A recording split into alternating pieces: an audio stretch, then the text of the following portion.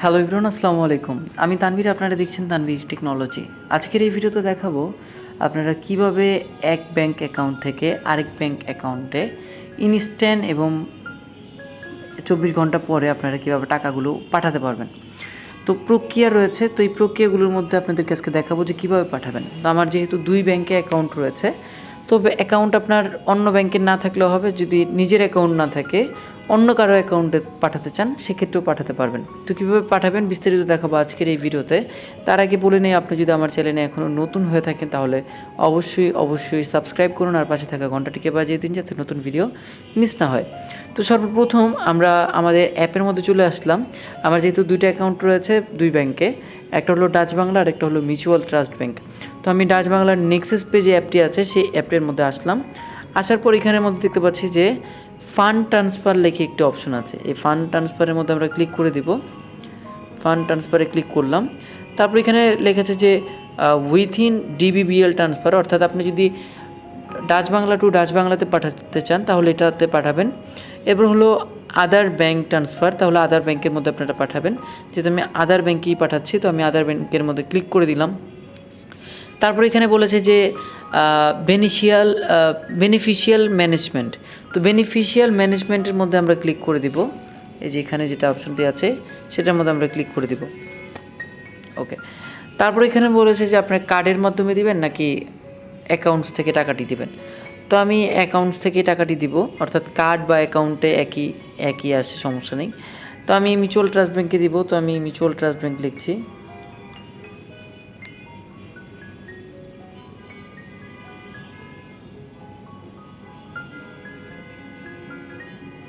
ওকে, mutual trust bank. তারপর এখানে বলছে যে মানে কোন ডিস্ট্রিক্টের মধ্যে, সো আমি ঢাকাতে দিয়ে দিলাম, ঢাকা যেখানে।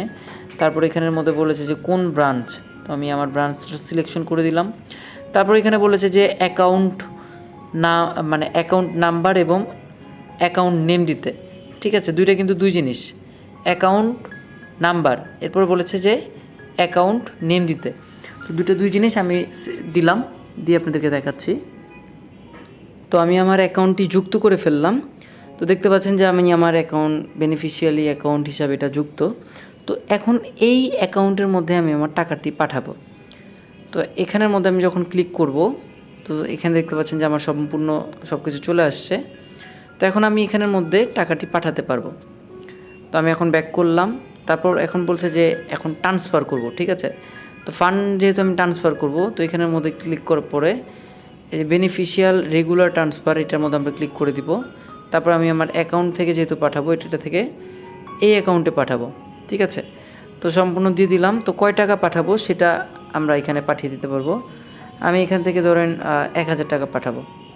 তো 1000 টাকা দিলাম। তারপর এখানে যদি আপনারা চান কিছু লিখতে পারেন, হ্যাঁ, যদি লিখতে চান ওন মানি লিখে দিলাম, ওন মানি।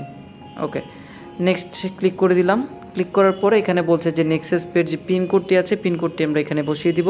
তারপর এগ্রিতে ক্লিক করলে আমার কিন্তু এই অ্যাকাউন্টের মধ্যে এই রুটিং নাম্বার দিয়ে আমার টাকাটি ট্রান্সফার হয়ে যাবে।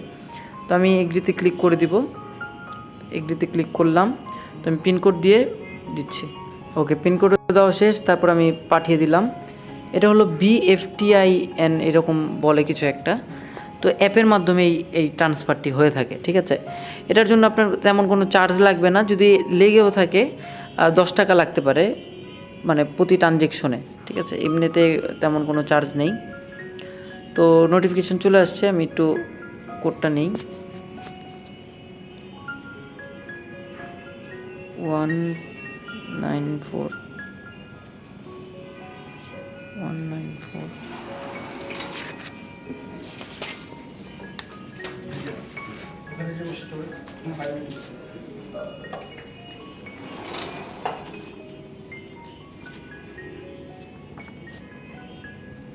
তো আমি আমার কোডটি দিয়ে দিলাম। তারপর এখানে দেখতে পাচ্ছি যে ফান্ড ট্রান্সফার লেখা একটা অপশন আসছে।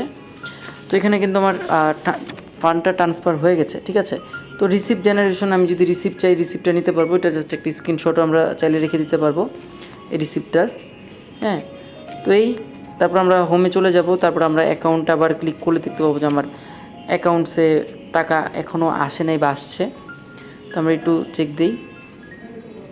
ওকে, তো আমার এখনও টাকা আসেনি, এটা চলে আসবে। তো তাদের একটা টাইম লিমিট থাকে, যদি ওই টাইমের মধ্যে আমরা টাকা না পাঠাই, 12টার মধ্যে বা 1টা 2টার মধ্যে যদি না পাঠাই, সেক্ষেত্রে এটা পরের দিন এটা উল্লেখ করে।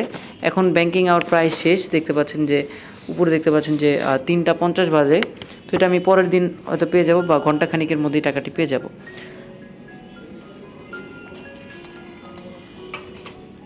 তো আজকের ভিডিওটি এই পর্যন্ত, কেমন লাগলো সবাই কমেন্ট সেকশনে জানাবেন। বাই বাই, সবাইকে ভালো থাকুন, সুস্থ থাকুন এই শুভকামনা করছি। দেখা হবে পরবর্তী কোনো একটি ভিডিওতে।